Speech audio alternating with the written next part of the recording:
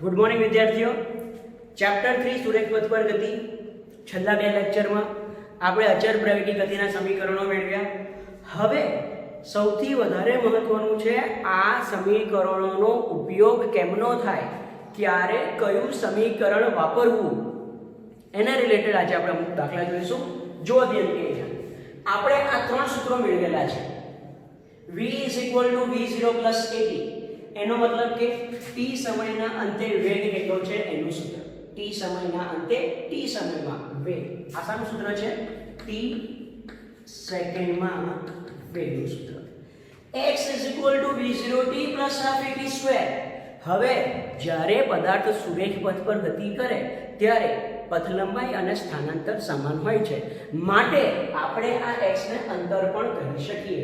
એટલે આ x એ t સમયમાં t સેકન્ડમાં કાપેલ અંતરનું સૂત્ર છે. t સેકન્ડમાં કાપેલ અંતરનું સૂત્ર છે.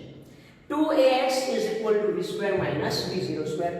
અંતિમ વેગ, પ્રારંભિક વેગ, 2 પ્રવેગ અને આ અંતર છે. ઓકે, આ ત્રણ સૂત્રો છે. ક્યારે કયા સૂત્રનો ઉપયોગ કરવો એ આપણે શીખીશું. જો પહેલો ક્વેશ્ચન, એક કણ v0 જેટલા પ્રારંભિક વેગથી સુરેખ પથ પર અચળ પ્રવેગે ગતિ કરે છે તો nમી સેકન્ડ દરમિયાન કાપેલ અંતરનું સમીકરણ મેળવો. હવે આ nમી સેકન્ડ એટલે શું? તો સૌપ્રથમ આપણે આ એક વસ્તુ જે છે એ ક્લિયર કરીએ. જો શું કરીએ છીએ, અહીંયા 0, 1 સેકન્ડ, 2 સેકન્ડ, 3, 4, 5, 6 અને આ છે 7. ઓકે, સમય છે સેકન્ડમાં અને અંતર બી આ જ દિશામાં કાપે છે. બરાબર. હવે હું બે સ્ટેટમેન્ટ બોલું છું. 7 સેકન્ડમાં કાપેલ અંતર અને 7મી સેકન્ડમાં કાપેલ અંતર, આ બંને વચ્ચેનો તફાવત શું?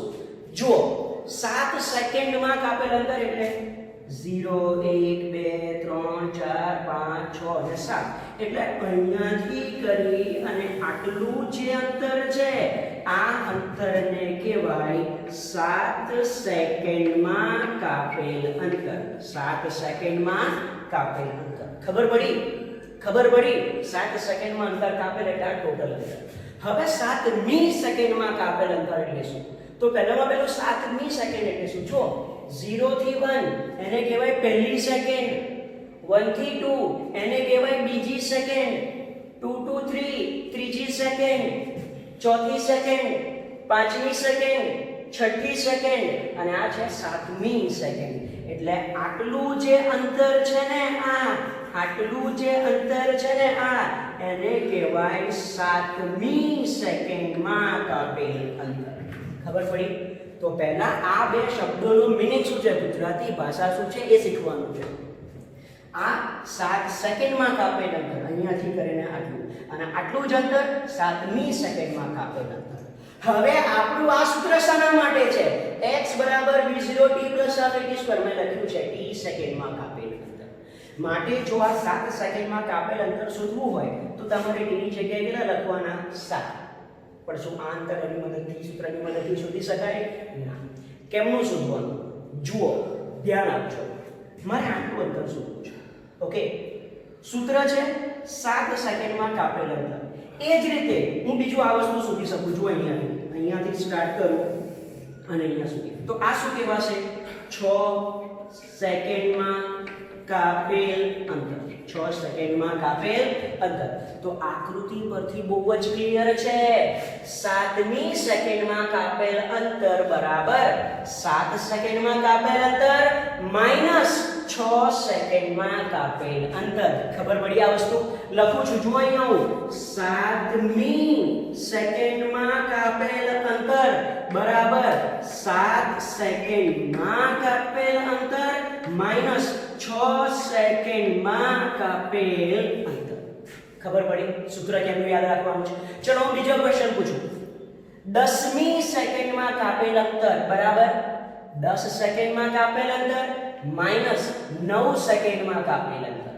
બીજું એક ઉદાહરણ, 25મી સેકન્ડમાં કાપેલ અંતર બરાબર 25 સેકન્ડમાં કાપેલ અંતર માઈનસ 24 સેકન્ડમાં કાપેલ અંતર. અહીંયા જે સેકન્ડ આપી હોય ને અહીંયા એના કરતાં 1 સેકન્ડ કેવી લેવાની છે? ઓછી. તો હવે મારે જો સામાન્ય સૂત્ર બનાવવું હોય કે nમી સેકન્ડમાં કાપેલ અંતર, nમી સેકન્ડમાં કાપેલ અંતર, તો એ nમી સેકન્ડમાં કાપેલ અંતર બરાબર શું થઈ જશે? n સેકન્ડમાં કાપેલ અંતર માઈનસ n માઈનસ 1 સેકન્ડમાં કાપેલ અંતર. આ છે આનું સામાન્ય સૂત્ર. બરાબર?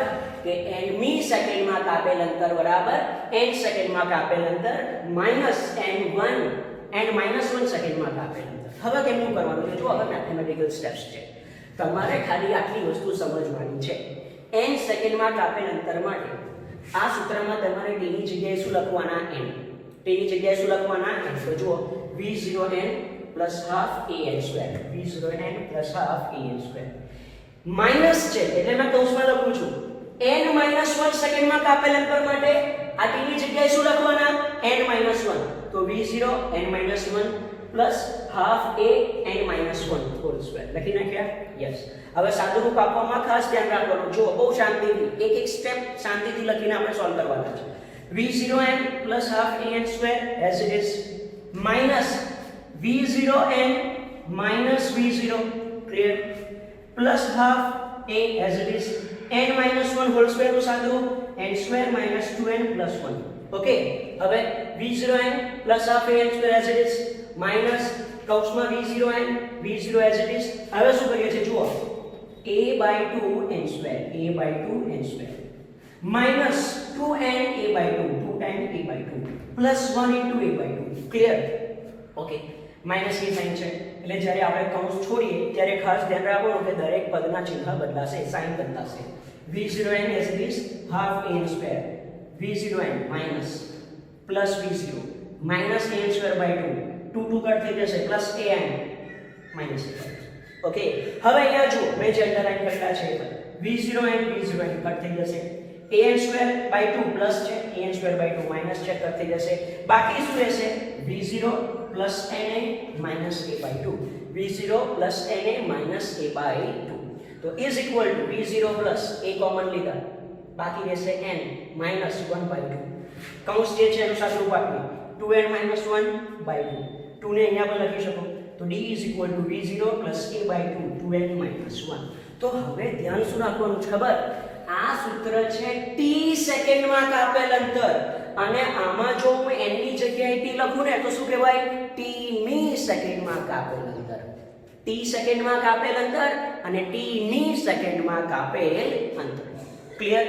જો પ્રારંભિક વેગ v0 બરાબર 0 હોય તો તમારે એક ક્વેશ્ચન શોધવાનો છે કે 5 સેકન્ડમાં કાપેલ અંતર અને 5મી સેકન્ડમાં કાપેલ અંતરનો ગુણોત્તર શું થશે? ક્વેશ્ચન શું છે ખબર પડી? જો પ્રારંભિક વેગ v0 બરાબર 0 હોય તો 5 સેકન્ડમાં કાપેલ અંતર 5મી સેકન્ડમાં કાપેલ અંતરનો ગુણોત્તર શું થશે? તમારો જવાબ તમારે કોમેન્ટ બોક્સમાં લખવાનો છે. વિડિયો પોઝ કરી જે કંઈ પણ લખ્યું છે એ લખી લો નોટબુકમાં. ઓકે. Next question. એક પદાર્થ અચળ પ્રવેગથી ગતિ કરે છે. 10 સેકન્ડના અંતે તેનો વેગ 48 મીટર પર સેકન્ડ, 15 સેકન્ડના અંતે તેનો વેગ 68 મીટર પર સેકન્ડ.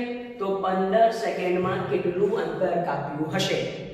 ડેટા લખ્યો જો કેમ લખવાનો ડેટા.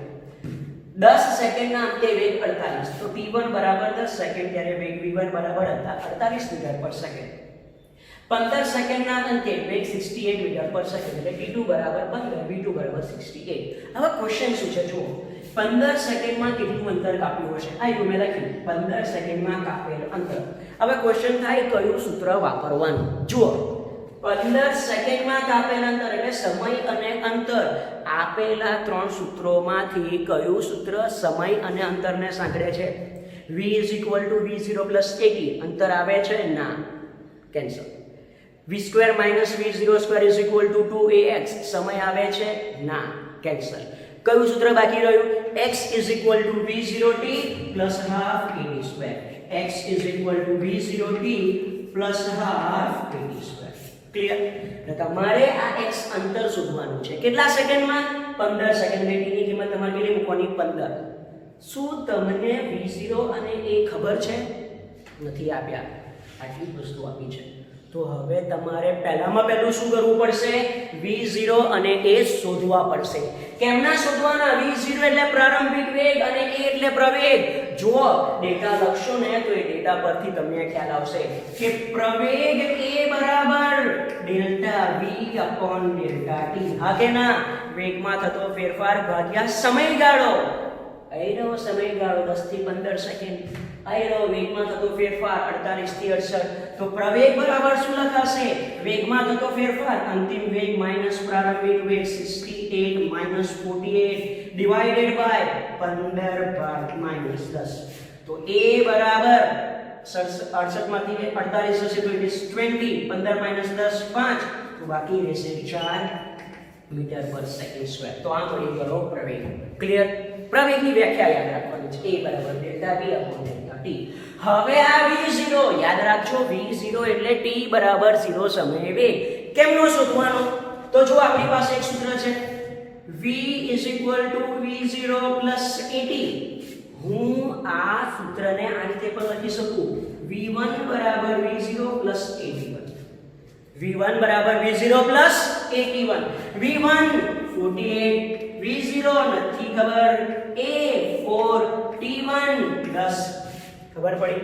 4 × 10 40. આ સાઈડ લાવશો 48 - 40 બરાબર v0. તો v0 બરાબર 8 મીટર પર સેકન્ડ. v0 બરાબર 8 મીટર પર સેકન્ડ. ક્લિયર? તો આ થઈ ગયો પ્રારંભિક વેગ. ઓકે, તો તમને આપેલા આટલા ડેટા પરથી તમારે પ્રવેગ શોધવાનો છે અને v0 પ્રારંભિક વેગ શોધવાનો છે. અને હવે તમે આમાં બધી જ કિંમતો મૂકો એટલે તમારો જવાબ આવી જશે. જુઓ, પ્રારંભિક વેગ v0 બરાબર કેટલો છે? 8. સમય કેટલો છે? 15 પ્લસ હાફ પ્રવેગ છે 4 અને સમય છે 15/9. ક્લિયર? કોઈ ડાઉટ? કેલ્ક્યુલેટરનો યુઝ કરી શકો છો. કેલ્ક્યુલેશન તમારે કરવાનું છે. ઓકે, તો વિદ્યાર્થીઓ ખાસ યાદ રાખજો કયા દાખલામાં તમારે કયું સૂત્ર વાપરવાનું છે. અહીંયા આપણે ax v0t ½ at² સૂત્ર વાપર્યું કારણ કે આપેલા સમયમાં આપણે એ અંતર શોધવાનું છે. ક્લિયર? ઓકે, કેલ્ક્યુલેશન તમારે જાતે કરવાનું છે. વિડિયો પોઝ કરો અને જેટલું બોર્ડ પર લખ્યું છે એની નોટ્સ બનાવો. હજુ આપણે અચળ પ્રવેગી ગતિના સમીકરણો પરથી બીજા દાખલા જોઈએ છીએ.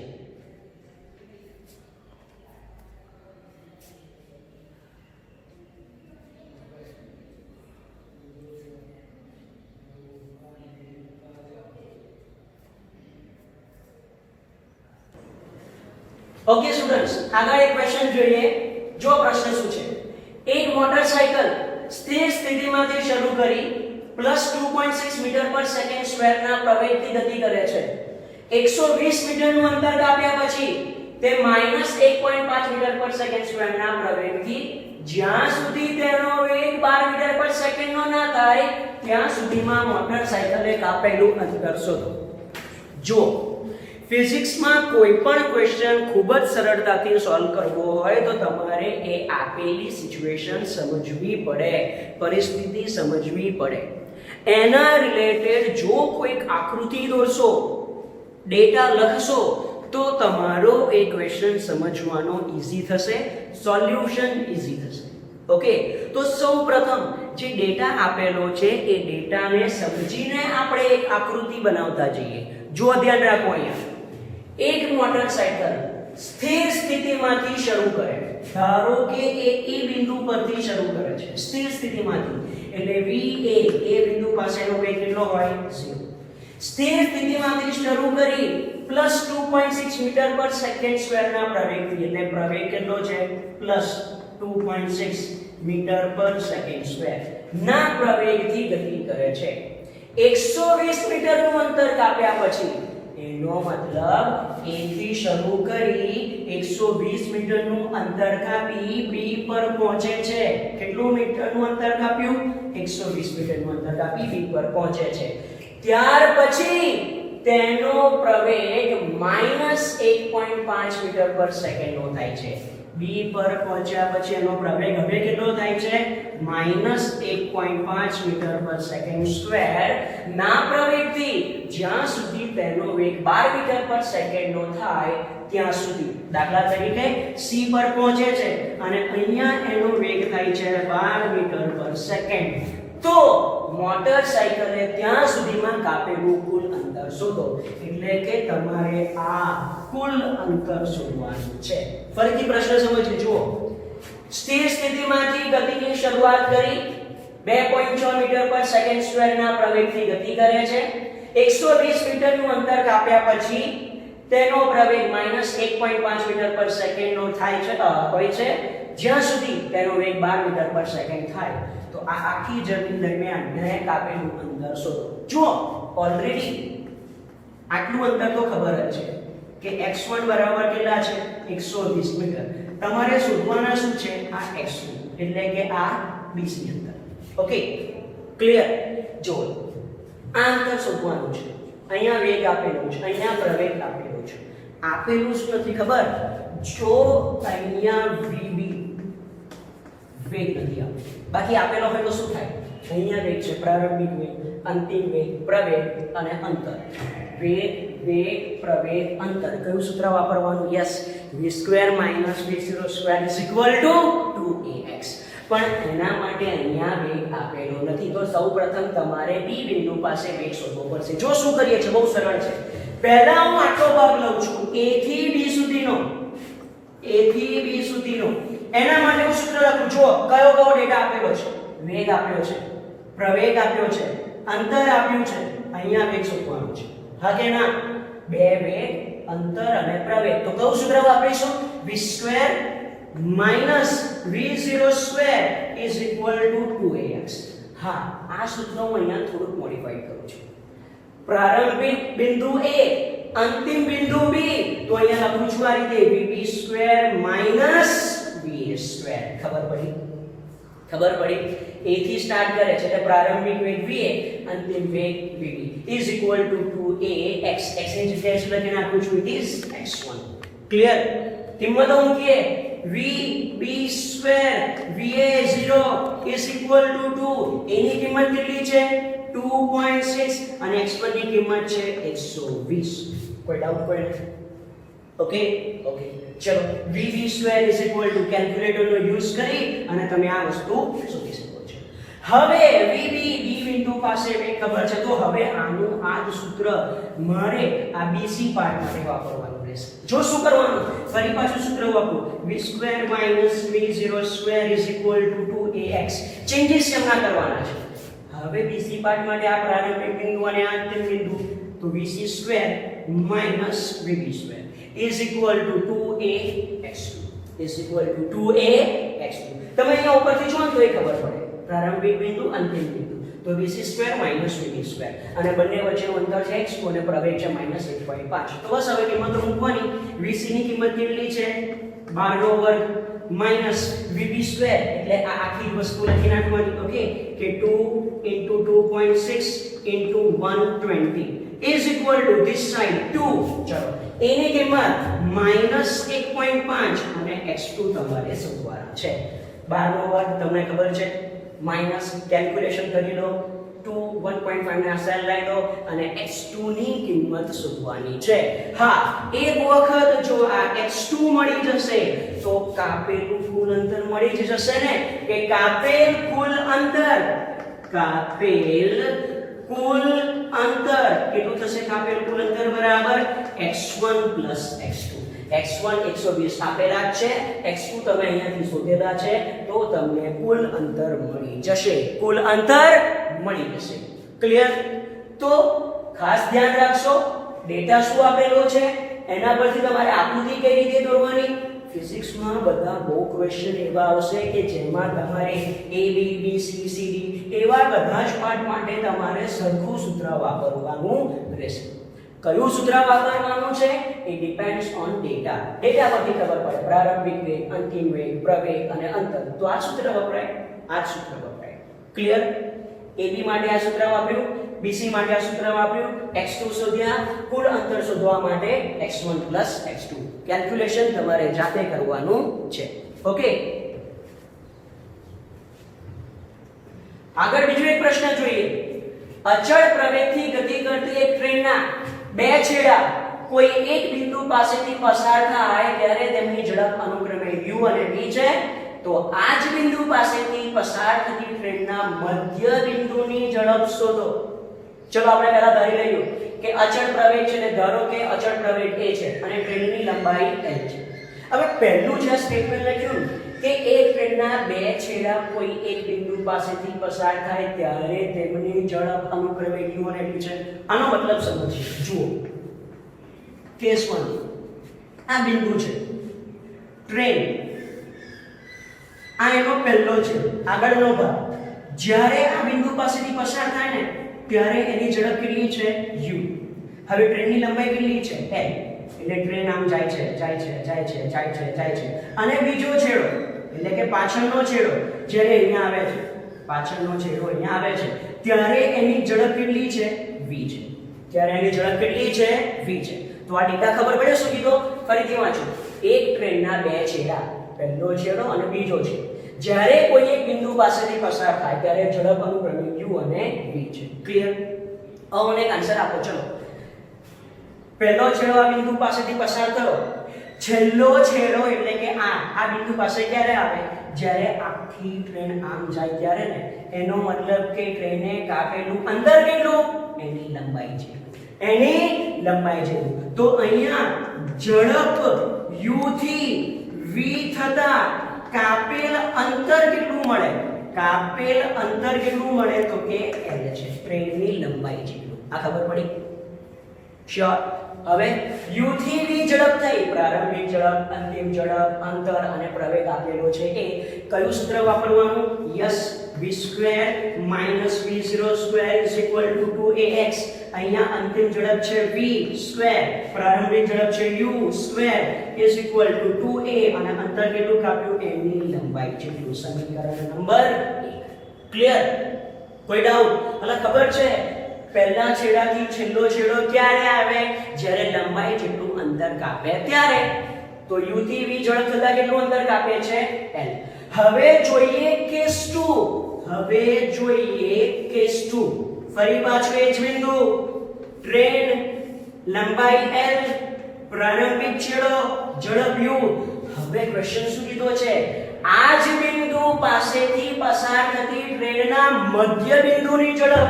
વિદ્યાર્થીઓ, મધ્ય બિંદુ અહીંયા ક્યારે આવશે? ટ્રેનનું મધ્ય બિંદુ અહીંયા ક્યારે આવશે? જ્યારે ટ્રેન આ દિશામાં કેટલું અંતર કાપશે? અડધું અંતર કાપશે. કેટલું અંતર કાપશે? અડધું અંતર કાપશે. અને આ મધ્ય બિંદુની ઝડપ હું ધારી લઉં છું v' છે. મધ્ય બિંદુની ઝડપ હું કેટલી ધારી લઉં છું? v' છે. તો લખું છું, ધારો કે મધ્ય બિંદુની ઝડપ v' છે. મધ્ય બિંદુની ઝડપ v' છે. તો જો આકૃતિ પરથી લખી શકીએ, ઝડપ u થી v' થતા કેટલું અંતર કાપ્યું? l/2. અહીંયા ઉપર લખેલું ને એ રીતે ઝડપ u થી v થતા કાપેલ અંતર l છે. અહીંયા ઝડપ u થી v' થતા કાપેલ અંતર કેટલું છે? l/2 છે. ક્લિયર? તો ફરી પાછું આજ v² v02 2ax વાળું સૂત્ર વાપરો. જો ડાયરેક્ટ લખીએ, અંતિમ ઝડપ v' માઈનસ પ્રારંભિક ઝડપ u² 2a અને કાપેલ અંતર થશે l/2. કાપેલ અંતર થશે l/2. ખબર પડી? આ સૂત્ર અને આ સૂત્ર. ઓકે, ચલો 2 ગયા. સમીકરણ નંબર 2. હવે શું કરીએ? તો કે સમીકરણ 2 ભાગ્યા સમીકરણ 1. સમીકરણ 2 અને 1 નો ગુણોત્તર લઈ લઈએ. સમીકરણ 2 v' માઈનસ u². સમીકરણ 1 v² minus u² is equal two આ સાઈડ al, આ સાઈડ is 2al. al ગયા, al ગયા. આ 2 ને આ સાઈડ ગુણી નાખો તો 2v' minus 2u² is equal to v² minus u².